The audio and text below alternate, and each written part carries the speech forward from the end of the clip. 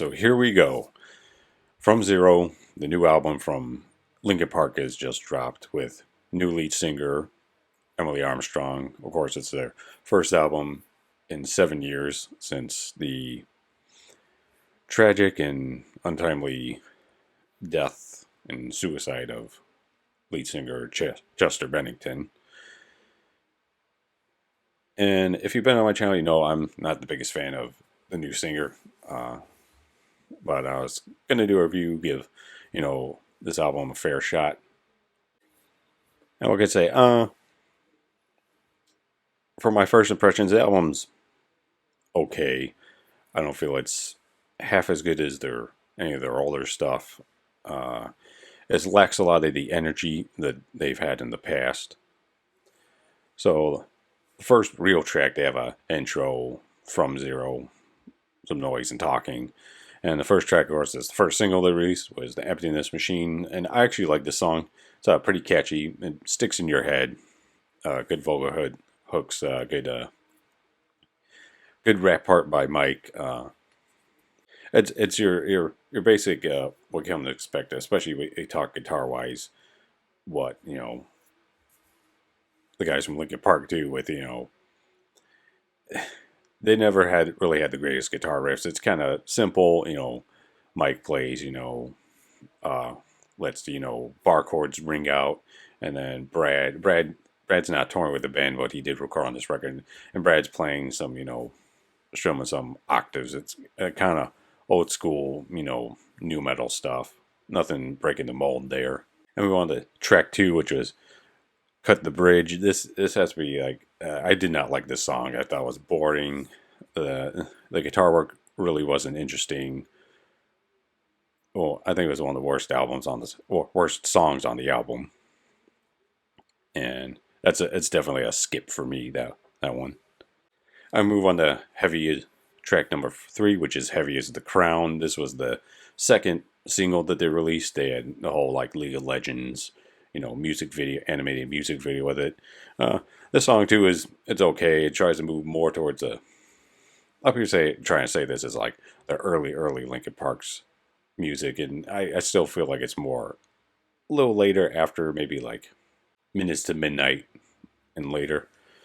A good rap from Mike on this. A good catchy chorus, but I feel like they really produced Emily's voice on the chorus. I can tell there's a lot more. They like layer her voice a few times, and I feel there's more echo and distortion thrown on it. I think it's an effort to make her sound more like Chester, even though they try to say, well, her voice is different and she isn't Chester. Like I really feel a lot of her vocal work, the way they worked with her and they produced her, is to try to make her sound more the way Chester would have sung it.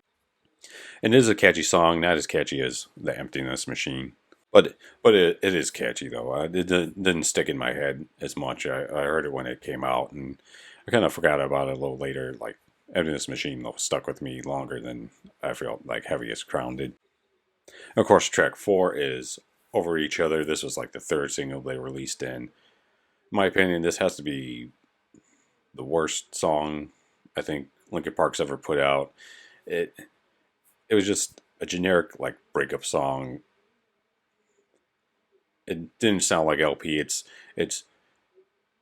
and they're saying, well, it's different. Well, it's different but the same. It's really different from what Linkin Park has ever sounded or what Linkin Park has ever put out, but it sounds like the same as everybody else. Like I feel like a band like 3 Days Grace would have wrote this song. And it's just not what I'm accustomed to with Linkin Park. I feel they have more talent to put out better stuff than that, and that's another skip for me. And track number 6 is Casualty. This tries to be, I think, like the heaviest song on here. It tries to be a little more punk or hardcore, or maybe like metal. And maybe it's just I'm accustomed to more heavy stuff. I don't think Linkin Park's ever been really that good at trying to write a more thrashy heavy. They're more like that. I think better at the chunky new metal stuff that they did in the early days.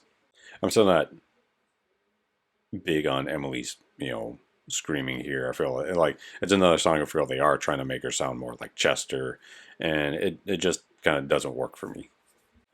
And Mike does vocals on this, and it's a little like he's trying to scream more. It comes off more as that like early '90s like Rage Against the Machine, or if you've ever listened to stuff like Heart Attack Man from like the Beastie Boys, I kind of like you're screaming like it's not really a death metal scream, but you're screaming and you get a lot of like mic feedback, and it has that kind of like a throwback screaming to it.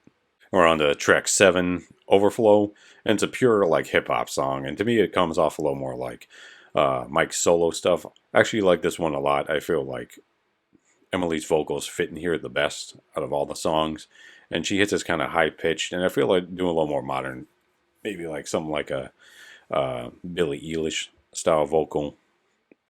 No, and not only enough, this is a track that I feel like I could sit there and relax and listen to over and over again. So I actually like Overflow. And on to track number 8, Two Faced. People are comparing this to One Step Closer. I don't feel it's even really that close. They try to bring it's a heavier song, of course, a little more of those new metal riffs to it, and they bring back like the record scratching, and they try to mimic their older stuff. And I feel it falls a little flat for me, at least. Track number 9 is Stained. Very modern pop sounding. It's a pure like EDM song, no instruments in it. And for me, as a fan of their more rock stuff, it's a bit more of a skip for me too on that one. Now we're on track 10. It's IGYEIH. I'm not sure how that's supposed to sound. IGYEIH. I'm not sure what that's supposed to sound like, or if it's and she sings a vocal, and I'm not, or Emily sings a vocal that I'm not sure what it's supposed to be like. I'm not sure if they're doing like an acronym like IEAO, if you remember from System of a Down, Steal This Record. Probably it was like letters spelled out for this weird sound that he was singing. I thought that song was a bit boring. Probably another skip for me. And we're on to the last track, Good Things Go. And this is another more like their more poppy, later sounding stuff, very rap heavy. Uh, other more like another more. It's another Mike solo Fort Minor sounding song. I felt this was a kind of a weak way to end out the album. They should have probably went harder on it. So this is supposed to be the triumphant return of Linkin Park, but I'm sorry, this album is nowhere near their past works. I found the album a bit boring, lacking the energy that they've had in the past with their past works. I've also heard one person say this is album's mostly led by Mike, and I agree with that. And I heard one person online complain about that, but the argument is it's his band. I mean, if he wants to be, I believe they wrote a lot of these songs a few years ago. Him and Mike and Mr. Hahn got together and started writing stuff again. So the album was mostly written before I think they even hired Emily as a singer. So it'll explain why it's more focused around, I think, voice and Mike's rapping. Otherwise, this does feel more like a Mike album to me. And for the past couple months, people were making a big deal about Emily's vocals, and and to me, her voice is still just a bit generic sounding to me. I just think I listen to these and I think how much better they would have been if no Chester had been here to sing them. Unfortunately, he's gone. And so far, The Emptiness Machine, I think is the best song on there.